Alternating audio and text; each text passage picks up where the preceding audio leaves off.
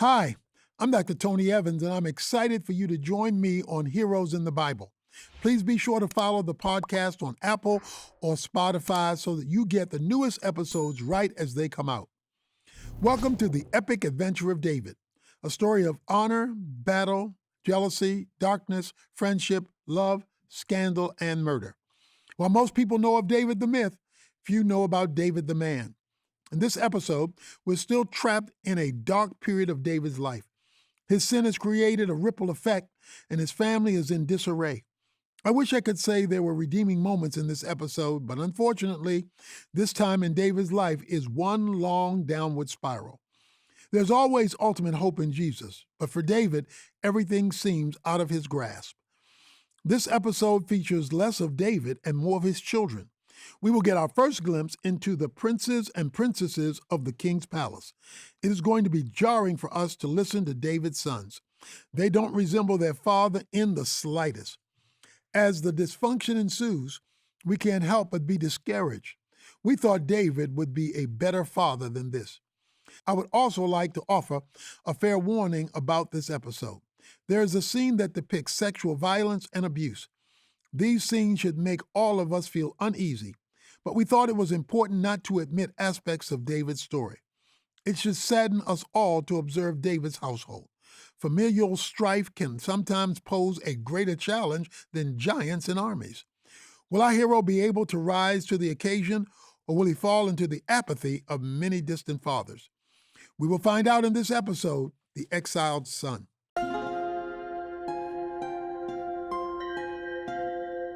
Prelude to chapter 25. Behold, the sword shall never depart from your house because of the violence you enacted upon Uriah. Violence will plague your household, and strife will come upon you. These haunting words from the prophet Nathan to King David proved to be true. The power of generational sin was not to be underestimated. David's bloodshed against Uriah would have an enduring ripple effect on his family for generations to come.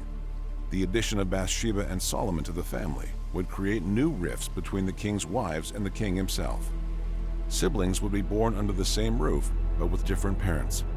Affections would be removed and misplaced, and the familial strife would tear the entire nation apart. David's compromise with Bathsheba created long-lasting scars that would not be mended easily. David's wives would feel betrayed and lied to. David's children would lose respect for him. Although David had mastered the art of conquering armies and toppling giants, he found himself ill-equipped to lead his family and love them well. His ignorance would lead to greater turmoil within his family, and bloodshed would ensue. Yet in David's family there are glimpses of redemption. Although generations after him would continue down the path of sin and compromise, God would be faithful and enduring. He would press in and bless David's lineage despite their flaws, because there was a greater mission taking place, a greater kingdom being established. A kingdom not built on the fragility of military conquest and empirical power. Rather, a kingdom built on the foundation of love, justice, sacrifice, and a hero that binds the whole universe together. The Messiah. Chapter 25. The Exiled Son. The mid-afternoon sun rested high above Jerusalem, sending down radiant beams of warmth. The summer's heat had been cruel, and Tamar cooled herself off by the well in front of the palace. She patted the back of her neck with a wet cloth, trying desperately to stay cool. She leaned over the well and splashed her face. She breathed in deeply, enjoying a brief respite from the unrelenting heat. However, her moment of peace was short-lived when she saw a reflection of someone behind her. She turned around and gasped, yelling and grabbing her chest. However, she saw that it was only Amnon, her half-brother. Amnon stepped back and gasped as well, taken back by her response. I didn't mean to frighten you, he said with a smile. Was just coming to get a drink of water. Then I found you here all alone. Tamar shook her head and chuckled. I am sorry, Amnon.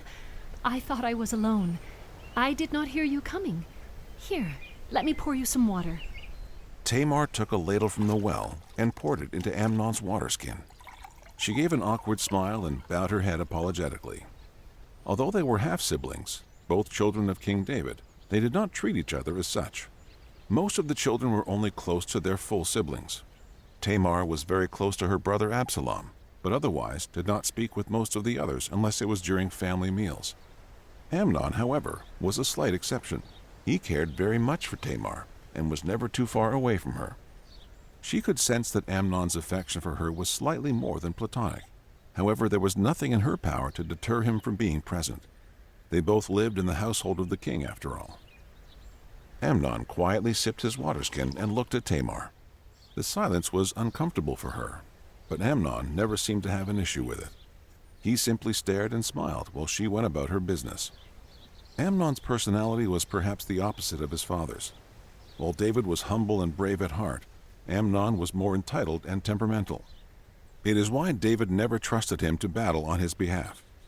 That distinct privilege was usually given to Absalom, the second son, and Tamar's brother. Tamar covered her hair and retrieved more water to put in her pail.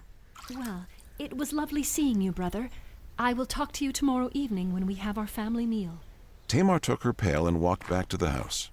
Amnon stared as she left, pining after her with unnatural desires in his heart. He thought she was the most beautiful thing he had ever seen. Her light brown hair tucked behind her head covering. She had stunning green eyes and fair skin. Amnon could not take his eyes off her. He leaned over the well and smiled. He watched as her hips swayed back and forth as she walked away. His eyes were glazed over with desire, and he found himself lost in his own imagination. Even when Tamar was no longer in sight, Amnon still stared in her direction, lost in his own fantasies. However, his crude thoughts were interrupted when his friend Jonadab walked by. "Ho there, my noble prince, Amnon!" He yelled with enthusiasm. He was also the son of David's brother Shimea. He was a wiry and tall young man with awkward and gangly features. His unfiltered enthusiasm and questionable character vexed most of the members of David's household. However, he was Amnon's only friend. He leaned over the well beside Amnon and put his arm around him. "What troubles you, dear cousin? No more money to pay for more women?" Jonadab gave a boisterous laugh that nobody but Amnon loved. The prince shook his head and gestured towards the palace. "No, my friend. There is only one woman I truly desire." "And what woman, may I ask, is not within the reach of David's firstborn son?" Jonadab asked. "You can have your pick of the litter. Who on earth could you be pining after?" "I am in love with Tamar, Absalom's sister," Amnon said with a sigh. Jonadab laughed out loud, spitting out some of the water he was sipping. "Absalom's sister? You mean your sister too, eh? You mean to tell me you are in love with your half-sister?" Jonadab jeered at Amnon and continued to mock him. "And not just any of the dozens of half-sisters, but the one whose brother is a raging psychopath?" Amnon nodded his head and frowned. "I want her, Jonadab. I want her so ferociously it makes me sick to my stomach. Night after night I tremble with desire. I am burning, and nothing seems to quench my inner fire." "Well, then what is to stop you from taking her?" Jonadab said with a devious smile. "Come on. You are the prince and heir to the throne. She would be lucky to share a bed with you. Go on and take her for yourself. Quench that fire that burns within you." "Surely she would never think of such a thing. If I asked, she would turn me away," Amnon said, shaking his head. Jonadab gave a wicked and almost serpent-like grin. "You don't need to ask." "What?" Amnon said, confused. "Pretend you are sick, deathly sick. No doubt the king's attention will be on you. He will want to do anything to keep you healthy. So when he visits, tell him that you want your sister, Tamar, to come and take care of you. Tell him you need her to prepare your food and bring it to your bed. And when she comes, you have your way with her." Jonadab's suggestion was clearly wicked and completely outside the will of God. However, Amnon smiled at the idea. His burning passion outweighed his judgment, and he chose to go through with Jonadab's plan. The next morning, Amnon feigned illness. He pretended to writhe in pain in his bed. He moaned and wailed for the entire house to hear. Finally, David came to attend to his son. Amnon, David said, what has happened to make you so ill? I haven't the slightest idea, Father. Amnon said, faking a cough. I fear that this might be the end of me. David furrowed his brow and shook his head in concern. No, Amnon, we cannot lose you. What can I do to help? There is maybe one thing. Amnon said, doing his best to hold back a smile. Please, let my sister Tamar come and make me a couple of her homemade cakes. She is so talented in how she prepares them.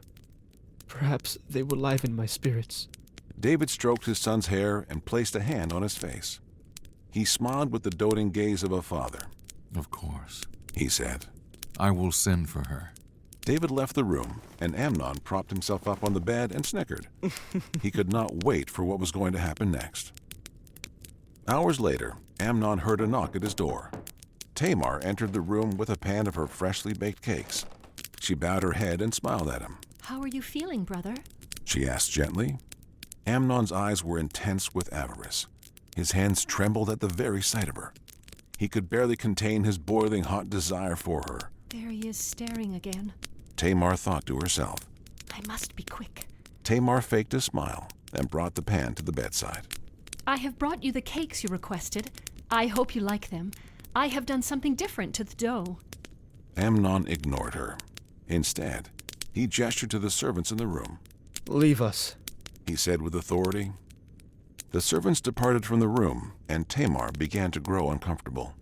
Amnon smiled and said, You are sweet to bring me these, dear sister. He whispered. He gently caressed her arm. You have always been so sweet and caring to me, unlike the others. Tamar pulled her arm away and smirked uncomfortably. Your cakes, Amnon. Here, I shall leave them here at your bed, and you may get some rest. I do not want rest. Amnon said, grabbing her hand. I want you. Tamar tried to pull away, but Amnon's grip became stronger. Panic began to set in for her. What are you doing? She asked. Lie with me, Tamar. Amnon said, forcibly bringing her in close. It can be just our secret. He brought his lips in close to kiss her, but Tamar struggled to lean her head back. Please, Amnon, do not do this. If you violate me like this, I will never get a husband. You think I care about that? Amnon yelled. You think I want any other man speaking with you, holding you, or touching you? I want to be the first and only one that gets to drink you in, smell your hair, and feel your body on my own. Tamar pulled away and released herself from his grip. Tears were welling up within her, but she tried to remain strong. Amnon, please, consider what you are doing, she said while backing away from him. However, Amnon was aggressively walking forward. It did not seem like any words would save her. Yet she continued saying, How would I be able to carry my shame if you did this to me? Not only that, but you would be like one of those outrageous fools that takes women by force. Amnon was not convinced. He was still intent on taking her. She tried one last time to free herself, but Amnon grabbed her by the hair and dragged her to the bed. Please stop, Amnon! She yelled. Please stop! Amnon covered her mouth so she would not scream, then proceeded to brutalize her. Amnon had his way with her, descending into the dark and recesses of human depravity. His wickedness against her was violent, cruel, and quick. He thrashed her around the bed, doing with her as he pleased. And when he was finished, he kicked her to the side of the bed and lay there in silence. He panted heavily while she lay naked on the side of the bed weeping. For years, Amnon was pining after Tamar. For years, he had imagined what their first evening would be like together. It was not at all what he had dreamed, and he felt a great emptiness in his soul. He hated himself for his sin, but he was too weak of a human being to admit his mistake. Instead, he projected his inner hatred onto Tamar. Worthless waste of my time. He sneered. Tamar did not look up. She remained on the bed weeping. Her silence enraged him. Look at me! He shouted. Tamar looked up with frightened eyes, and Amnon descended further and further into a pit of self-loathing. Get out of my sight! He said, spitting in her direction. Tamar looked up, even more panicked than before. Brother, if you send me away without trying to marry me, you are dooming me to a life of loneliness. To not even pay father a bride price would be a fate worse than death. Amnon sat up in the bed and leaned over. His once longing and doting stare was replaced with complete animosity. He hated her with more intensity than he had ever loved her. And what makes you think I would care at all about you? Now leave, before I decide to have you a second time. Tamar left Amnon's chambers. She was completely shocked at what had just happened. She limped back to her bedroom. She sat down in front of the mirror and looked herself in the eyes. Her green eyes were once alive with the beautiful vibrancy of youth. Yet now, they seemed to lose their color altogether.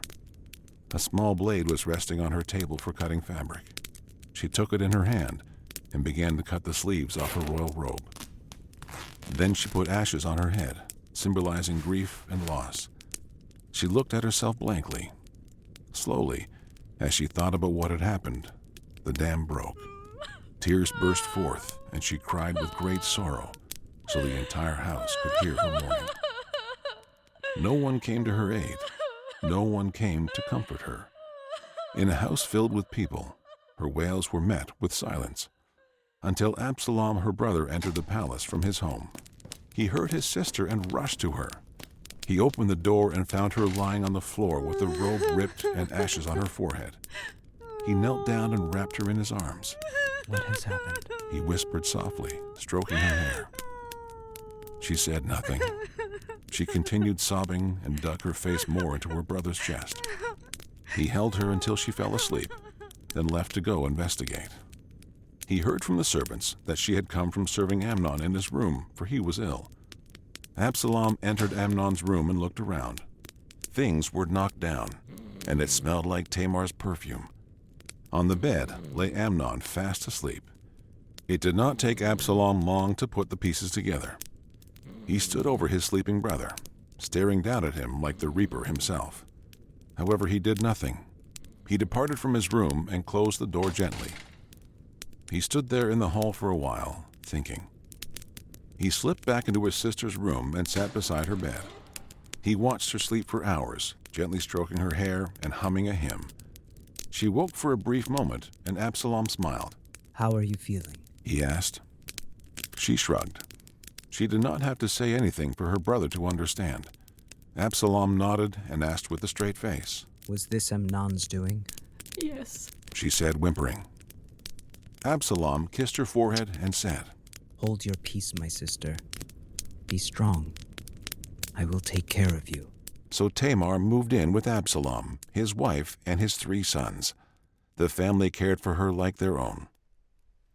Days later, the news of Amnon's sins were brought to David's attention. He was fuming with anger. What? He shouted.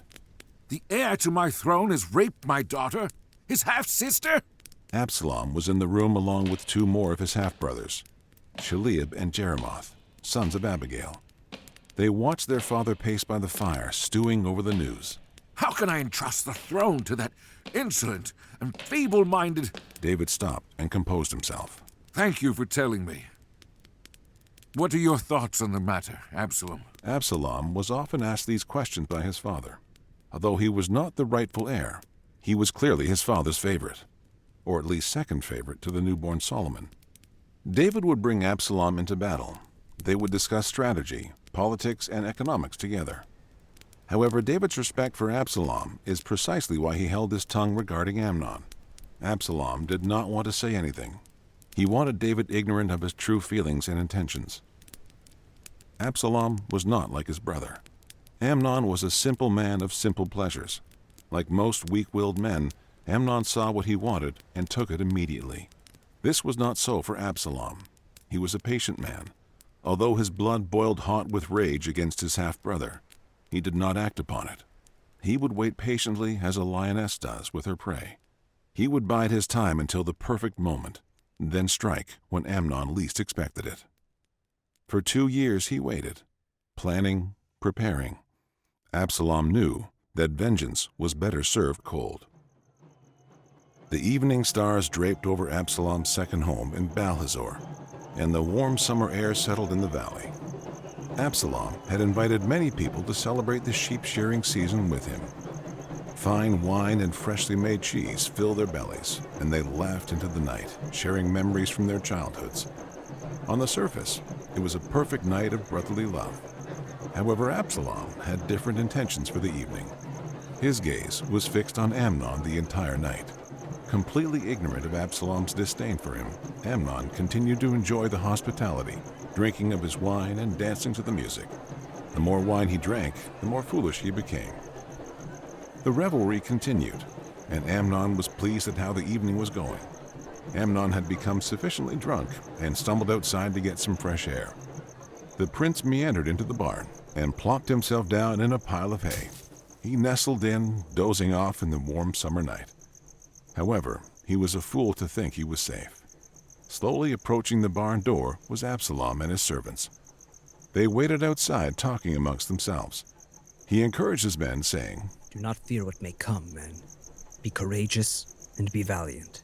They drew out their daggers and walked into the barn. The torchlight lit up the entire barn, and rats scurried away at the sight. Amnon woke up to see Absalom standing over him. Absalom, what are you doing here? He slurred. He looked around, confused. How did I find myself in here? Absalom squatted down to Amnon's level and looked him in the eye. I have been waiting for this moment for 2 years, Amnon. He held up his dagger and pointed it at Amnon's throat. The prince, all of a sudden, found himself very sober. Absalom, whatever it is that you think I have done, I assure you I haven't. If this is about Tamar, let me tell you that it is a big misunderstanding. In fact, she... Quiet. Absalom said in a calm voice. Every syllable that comes out of your mouth is like grinding stones against my ears. For all your babbling and talking, you somehow manage to say nothing at all. Would you really return my evil with evil? Amnon said nervously. What would Father say if he knew you did this to me? Absalom chuckled and flipped his blade in his hand. His laughter was unsettling. He couldn't help himself laughing. It drew out for a long while before he sighed and shook his head. I want Father to know about this night. You see, when he found out about your crime against my sister, he was outraged. But he did nothing. Sure, he talked about punishing you, but he barely even spoke to you about it. Absalom continued to laugh maniacally. Amnon was more scared of his smile than he was of his blade. Our father is weak, just like you, He said. You are so weak that you had to force yourself on your own sister just to feel powerful. Our father is so weak that he found out his daughter had been raped and did nothing about it. Both of you are not worthy of the throne. So yes, here I am, praying that what happens tonight reaches his ears. Because when he hears what I have done, he will know I am a stronger man than he, and I will be a stronger king too. Please, Absalom, let's talk about this. I can explain. No explanation necessary, brother. He looked back at his men and nodded for them to strike. They all did at once, driving their blades through the prince's throat, chest, and stomach. Absalom wiped off his blade and breathed a sigh of relief. Finally, a weight off my shoulders. He said. He turned to his servants and said, Tell my other brothers what I have done. I want them to run in terror as well. When the other sons of David heard about what Absalom did, they mounted their mules and fled immediately. Absalom sauntered back to his home and sat in his seat.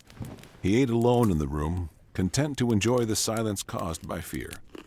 The whole family would now know Absalom was not someone to be trifled with. The palace was in pandemonium. News had spread throughout Jerusalem that Absalom killed all of David's sons. Many people were in an uproar, and when news came to David, he was destroyed. He tore his garments and lay on the earth, mourning the death of his sons. Yet in the midst of the chaos, an unexpected figure of truth emerged. Jonadab, Amnon's closest friend and David's nephew, appeared. My king! He said gleefully, You look as if you've lost all your heirs, except the one who killed them all. I have no patience for your jokes, Jonadab. Leave me to my grief. David said somberly. I shall leave you, my king. Jonadab said with a bow. However, I think it might be good for you to know that most of your sons are alive and well. Absalom only killed Amnon. He alone is dead. David peered up at the young man, confused. Jonadab shrugged and smiled. I tell you the truth. Absalom has been planning his revenge since the moment he found out about Tamar. He wanted justice, and he got it. Jonadab clicked his heels and bowed to the king, then gleefully left. Even though Amnon had just been killed, Jonadab seemed immune to any sort of human feeling. David sprang to his feet in anger and yelled. Find me Benaiah! The captain of the guard came and stood at attention. David was fuming with righteous anger. Absalom is hereby exiled from Jerusalem. If I see his face or hear his donkeys enter into these walls, he shall die. David banished Absalom. However, he felt the pangs of guilt because of it. He knew that Absalom had only done what he did because David refused to act when necessary. He should have punished Amnon in the very beginning, yet he did not, because he was afraid of losing the heir to the throne.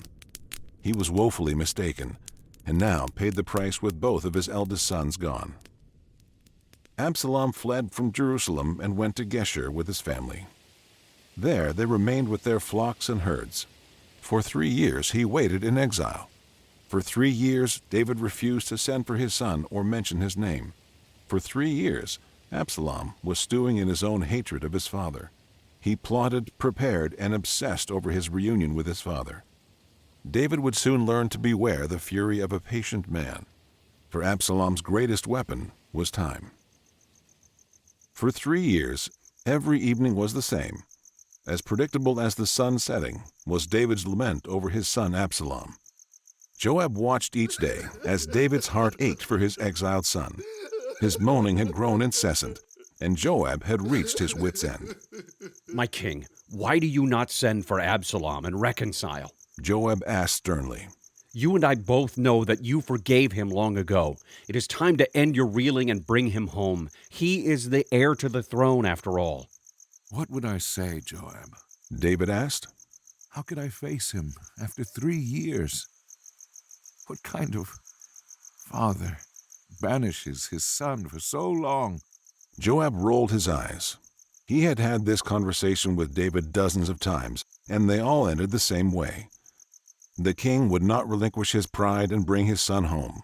Instead, he wallowed in self-pity and sorrow. Joab and Absalom were kindred spirits in many ways. The two of them were close when Absalom served under David's army. He was a fine warrior and had the cutthroat nature that Joab appreciated in a soldier. However, even Joab knew that Absalom was unhinged in many ways. The moral guideposts that most people had from the law of the Lord seemed to be absent in Absalom. It made him a brutal warrior, but a terrible friend. Fed up with David's constant wallowing, Joab decided to take matters into his own hands. He sought help from a woman in Tekoa. He walked the streets and found her performing in front of a crowd. She was an actress and singer. Her performance enraptured the crowd and brought them in. Dozens of them gathered around her, hanging on her every word. When she was finished, Joab approached her. I have business for you, he whispered. I am at your service, Commander of the King. What can I do for you? She replied eagerly. She knew who Joab was. Everyone in Israel knew the face of Joab. He had accomplished great things on the battlefield and was revered among many. I need you to play a part for me, he said. Pretend to be a mourner and put on mourning garments. I need you to speak to the king and convince him of something for me. Joab went on to explain every elaborate detail of her job. Joab knew that the king would not listen to reason, so perhaps Joab needed to try and appeal to David's tender and empathetic heart. It was noon, and David sat on his throne, hearing the appeals of the people. The king did his best to make himself available to the citizens of Jerusalem. They would fall before him and make their troubles known to him. If he could help, he would. David was a compassionate man and desired for justice to be known and shown throughout the country. A woman finally entered the court. She fell on her face and paid homage to him, saying, Save me, O king! Please save me! What is your request? David asked regally. Make it known to me, and I will see if I can be of service to you. Alas, I am a widow from Tekoa, my dear king. My husband is dead and buried with his ancestors. The only joy left for me was my 2 precious sons. Yet they hated one another and argued incessantly. So bad was their quarreling that one of my sons killed the other. The woman paused to compose herself. If David did not know any better, it seemed as though she was faking tears. The woman continued saying, Now, the entire village has risen against me. They want me to give up my son so they might punish him for killing his brother. However, if they take my son and stone him, I am left with nothing and no one. The wealth my husband left will disappear, and the son I have remaining to protect me will be gone. David rose up from his throne and sat beside the woman. His smile was kind and reassuring. Go to your house in peace, The king said. I will give orders to the elders of Tekoa concerning you. I will be your protection if they take your son. The king was very gracious in his offer. However, the woman had her own request. My king, might I please implore of you and the Lord to not punish my son? May he live to take care of me. David paused and pondered the request. They were special circumstances, and the king did not want this woman suffering. So he agreed, saying, I will pardon your son of his crimes. As the Lord lives, not one hair on his head will be harmed. The woman lay her hands at David's feet and said, Thank you, my kind and generous king. The Lord bless you for your mercy. Then she peered up and smiled. Please, Lord, would you allow me to say one thing to the king? Speak. David said plainly, curious about what would happen next. Why have you shown yourself to be a hypocrite to the people of God? You pardon my son, but you convict yourself because you do not bring your banished son home and pardon him for his crimes. My king, I have come here on behalf of the people to request you bring Absalom home. You are a wise king and able to discern good and evil. May you use the same wisdom on yourself that you have on me today.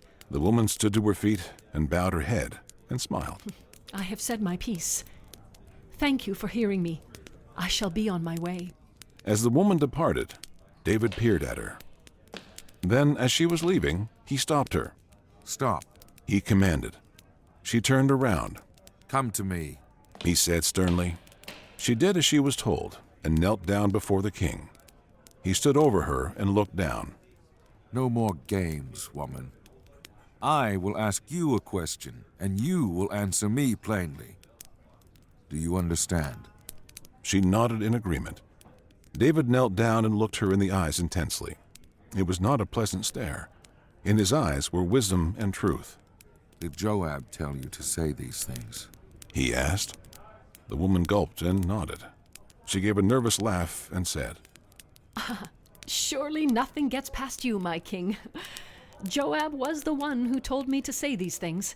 He desired to change your heart concerning your son. However, you have the wisdom necessary to make the right decision. That much has been made clear. You may go. David said. On your way out, you will find Joab to the left of the entrance. Tell him to come in. The woman bowed and did as she was told. Joab walked in after she left and knelt down before the king. He was visibly nervous, knowing full well that he had just been caught red-handed for trying to manipulate the king. However, David's demeanor was unexpected. He was relaxed and calm. He looked at Joab and said, Commander, I know you are close with my son. Behold, I grant your wish. Go and bring him back here to Jerusalem. Joab let out a sigh of relief. He was sure that David was going to punish him. However, deep down, David wanted Absalom back in Jerusalem. This was an excellent excuse for him to allow him back. Joab bowed his entire body before David and said, Your mercy continues to astound me, my king. For all our years, you have continually shown the grace of God.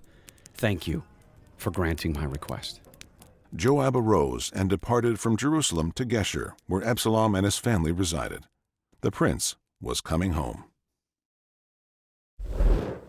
Although David has mastered the art of conquering armies and toppling giants, he found himself ill-equipped to lead his family and love them well. That certainly turned out to be true. The curse Nathan gave in the prelude manifested itself in this episode. The poor judgment of David has snowballed into complete familial unrest. His multiple wives, neglect, scandal, and absentee parenting has left his home in disarray. This episode highlights the chaos caused by a father's sin. The generations that come up after us will live in the wake of our decisions. The degeneracy of David's children ought to be a warning to us as parents. It takes dedication, attentiveness, and love to build up a child, but our children can be easily undone by our sin and neglect. A prevailing theme in Scripture is that each generation, if they aren't attuned to God, are doomed to repeat the sins of their forefathers. Many will be mindful to break the cycle so we don't pass our parents' sins to the next generation. Amnon's sins were hideous and worthy of contempt. Perhaps David, in his better years, would have dealt with him righteously, balancing judgment and mercy as he was known to do. However, in this episode, he is paralyzed. The man who slew giants was unable to face his own children. His inability to face his sons was the main source of strife in this episode. He was unable to punish Amnon, and he was unable to reconcile with Absalom. Both turned out to end poorly. Here is another truth we must take to heart. There is such a thing as a sin of omission. James says, "To him who knows what is good and does not do it, to him that is sin." Sin doesn't always mean doing the wrong thing. Sometimes it means neglecting to do the right thing.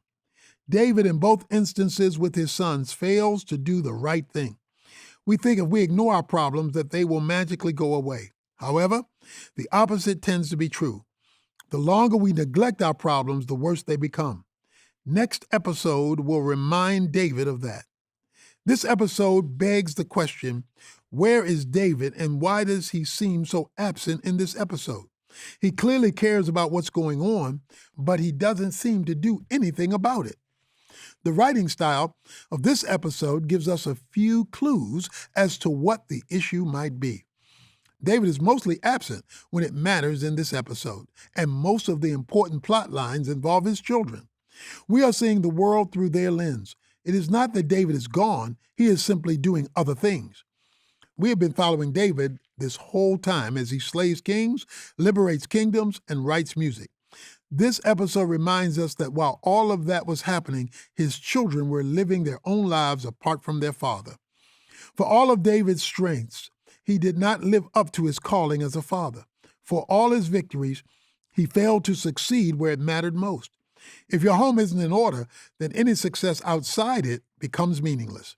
The book of Hosea has this haunting verse that applies to this situation. For they have sown the wind, and they shall reap the whirlwind. We can often think if we put in no effort, we will get nothing in return. Some people are okay with that deal. They can be lazy and nothing will change. But that verse in Hosea tells us that those who put in no effort, sow the wind, will actually create chaos in their lives, reap the whirlwind. You can't do nothing and expect things to stay the same.